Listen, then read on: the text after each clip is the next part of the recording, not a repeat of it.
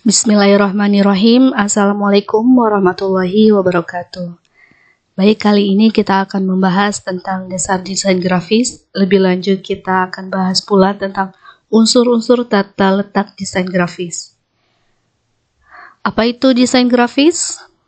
Ya, desain grafis atau rancang grafis adalah proses komunikasi menggunakan elemen visual seperti tipografi, fotografi, serta ilustrasi yang dimaksudkan untuk menciptakan persepsi akan suatu pesan yang disampaikan. Bidang ini melibatkan proses komunikasi visual dan desain komunikasi. Jenis gambar desain grafis, ya karena desain grafis yang akan kita bahas ini lebih kepada grafis yang bersifat digital, jadi ada dua gambar, ada gambar vektor, kemudian gambar bitmap. Gambar vektor adalah gambar yang tersusun dari titik, garis, dan kurva. Sementara gambar bitmap adalah gambar yang tersusun dari titik-titik kecil yang disebut dengan piksel. Kita pasti pernah melihat contoh gambar seperti ini ya. Nah, biasanya ini ada pada foto yang ada di handphone kita. Kalau misalnya kita perbesar atau kita zoom foto tersebut, kemudian muncul seperti kotak-kotak atau terkesan pecah, maka gambar tersebut basisnya adalah gambar bitmap. Ya, gambar yang tersusun dari piksel adalah gambar bitmap. Sementara vektor, kita bisa lihat perbedaannya. Dia tersusun dari titik, kurva, atau garis. Ya. Sehingga apabila gambar tersebut diperbesar tetapi konsisten ketajamannya masih terlihat utuh, maka gambar tersebut merupakan gambar yang berbasis vektor. Ya. Nanti akan mempengaruhi pula pada aplikasi yang akan kita pakai ketika kita ingin mengolah sebuah gambar. Nah, biasanya kalau gambar yang berbasis bitmap, aplikasinya kalau dari keluarga Adobe itu menggunakan Adobe Photoshop. Tapi kalau gambar vektor, kemudian kita pakai dari keluarga Adobe, itu adalah aplikasinya Adobe Illustrator. Atau kalau yang lain itu Corel Draw misalnya. Nah, itu untuk gambar yang berbasis vektor. Tentu kegunaan dan fungsi dari jenis gambar ini berbeda-beda. Kemudian unsur tata letak desain grafis. Apa saja unsur tentang tata letak desain grafis? Ada garis, ilustrasi, tipografi, warna, gelap terang, tekstur, dan ruang. Ya, supaya mempermudah, kita singkat saja menjadi Gallus Tiwagetero. Apa garis itu? Garis merupakan rangkaian yang tersusun dari titik-titik yang menyambung dengan kerapatan tertentu. Garis memiliki sifat memanjang dan memiliki arah tertentu. Garis juga bisa dimaknai sebagai batas limit dari suatu bidang dan warna. Ya, macam-macam garis. Ada garis mendatar, garis tegak, garis miring, garis lengkung, garis bersilangan, garis sejajar, garis zigzag, garis spiral, garis gelombang. Tentu dalam sebuah desain grafis akan sangat mungkin kita menggunakan macam garis seperti ini.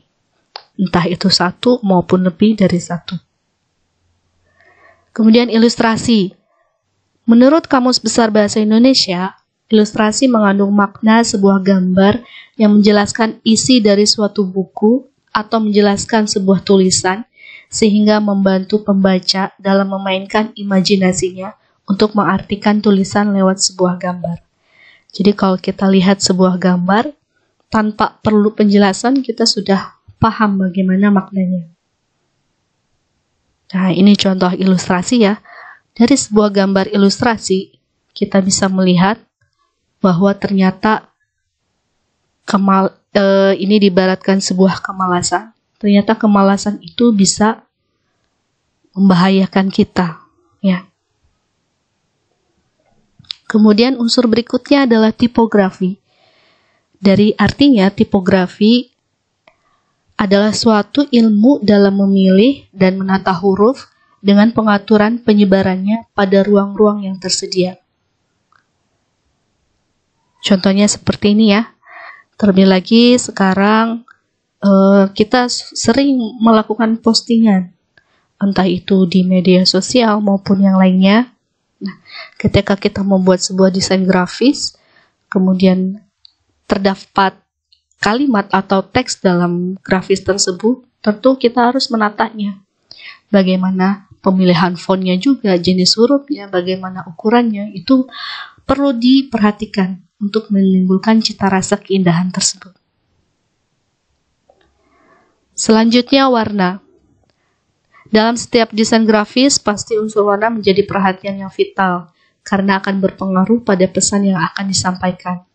Setidaknya ada minimal 2 warna pada sebuah desain. Ini contoh warna ya.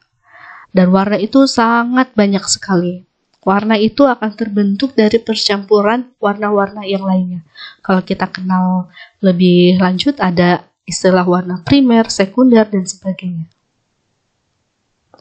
Gelap terang. Salah satu cara terbaik untuk memudahkan unsur penangkapan pesan dalam visual grafis adalah dengan mengatur gelap dan terangnya. Contoh seperti ini. Mungkin kita bisa lihat ini katakanlah sebuah bola. Tapi bagaimana kita bisa melihat bahwa ini sebuah objek bola kalau tidak ada pengaturan gelap dan terangnya, ya? Sehingga efek 3 dimensi bisa jadi muncul di sini. Kemudian efek pencahayaan pun sangat berpengaruh. Tekstur. Tekstur merupakan halus dan kasarnya sebuah permukaan benda. Dalam desain grafis, penggunaan tekstur dapat dimayakan untuk memberikan visual yang lebih berkarakter. Seringkali desain grafis itu bisa jadi visualisasi dari objek yang sebenarnya dalam bumi ini ya. Misalnya ini sebuah daun. Nah, secara visual, kalau kita ingin menggambarkan sebuah daun, tentu harus berkarakter.